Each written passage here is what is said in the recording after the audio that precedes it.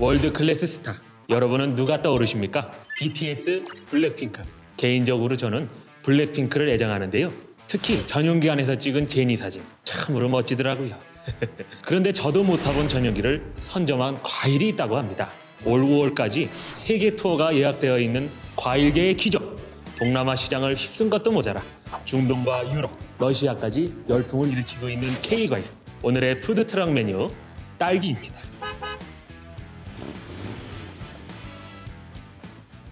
안녕하세요.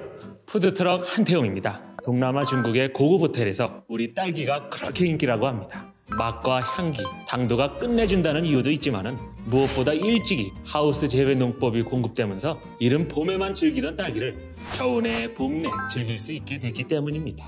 수출량을 자꾸 늘려달라는데 물량이 딸려서 못 보낼 지경이라네요. 그런데 말입니다. 우리가 즐겨 먹는 새콤달콤한 딸기가 애초에 식용은 아니었습니다. 처음 발견 당시 야생 딸기는 크기도 적고 신맛이 강해 먹지는 못하고 대신 유럽에서 관상식물로 키웠다고 하는데요. 그렇다면 인류는 언제부터 딸기를 먹기 시작한 걸까요? 여기에는 뜻밖의 사연이 숨겨져 있는데요. 때는 16세기 프랑스 루이 14세 국왕은 당시 스페인 식민지였던 남미 지역의 군사 현황을 파악하기 위해 프랑스 육군 정보국 소속 아메데 프랑스와 프레지어 중령을 식물학자로 위장시켜 신뢰에 급파합니다. 이에 프레지어 중령은 감시를 피해 스파이로 활동하기 위해 딸기 종자를 채집해 생육 과정을 기록하는 척 하면서 군사 기밀을 암호화해 프랑스로 빼돌리는데 그 기간이 무려 2년. 그러는 사이 딸기에 대해 거의 박사급 지식을 쌓지 않았겠습니까? 그래서 동국으로 돌아간 프레지어 중령이 진짜 식물학자가 되어 칠레 딸기 생육에 관한 책을 출판해 딸기 종자 개량을 위한 초석을 마련하는데요. 어때요? 먹을 수 있는 딸기 품종 개발자가 농부도 학자도 아닌 현역 중령이었다는 사실 놀랍지 않나요? 그렇게 식용으로 개발되어 유럽을 찍고 미국, 일본을 거쳐 일제강점기 우리나라에 들어온 딸기.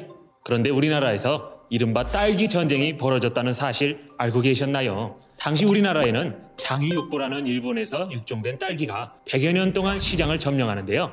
2002년 우리나라 딸기 점유율을 보면 일본 품종이 86%, 우리나라 품종은 1%에 불과할 정도입니다. 가장 큰 문제는 연간 로열티 사용료였습니다. 식물의 종자를 사용하기 위해서는 WTO가 지정한 일정의 사용료를 종자의 주인에게 지불해야 하는데요. 이 제도를 가지고 일본이 딸기 한 개체당 5에서 10원의 로열티를 요구한 겁니다. 계산해보면 연간 30억 원에서 60억 원.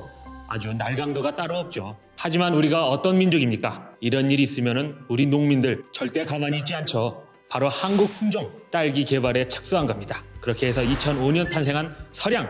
그런데 이때 국내 딸기 재배 역사상 최대 이변이 일어납니다. 그해 국산 품종 딸기 보급률을 보면 9.2%를 시작으로 2010년에는 61%를 넘어섰고 2015년 마침내 90%에 근접하며 우리 딸기 설양이 날개를 달고 승승장구하는데요. 하지만 사돈이 땅을 사도 배가 아프다는데 일본 입장에서는 자기 땅을 뺏긴 격이니 얼마나 배가 아프겠습니까? 이 상황을 가만히 지켜볼 일본이 아니죠. 한국에서 새로운 딸기 품종을 만들 능력이 되느냐며 딸기 품종 연구 자료를 공개를 요구합니다.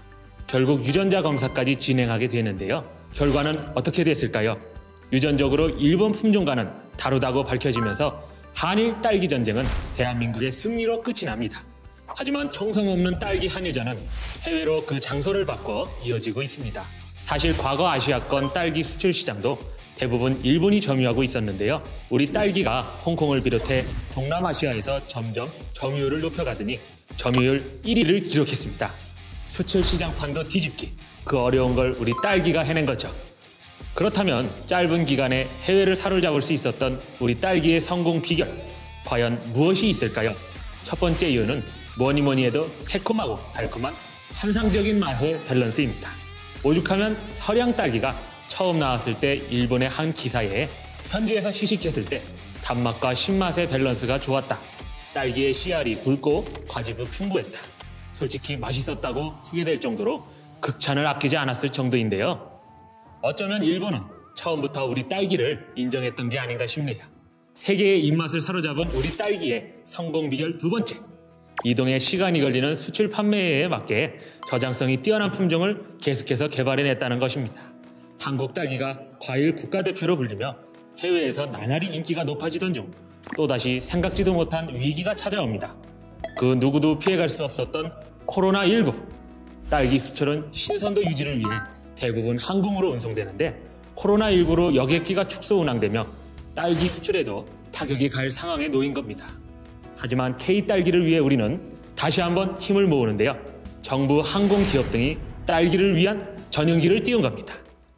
올해도 딸기 수출 시즌을 맞아 전용기가 운행되는데요. 홍콩과 싱가포르에 이어 태국, 베트남, 인도네시아, 말레이시아, 필리핀 총 7개 국가 8개 노선으로 확대됐고요. 딸기 출하가 마무리되는 5월까지 쭉 운행된다고 합니다. 이렇게 전용기를 타고 명품 과일로 대접받으며 귀족 혈통을 이어가고 있는 한국 딸기. 여기에 그치지 않고 우리나라는 끊임없이 다양한 품종을 개발하며 해외 시장을 사로잡고 있는데요. 어때요? 우리 K딸기.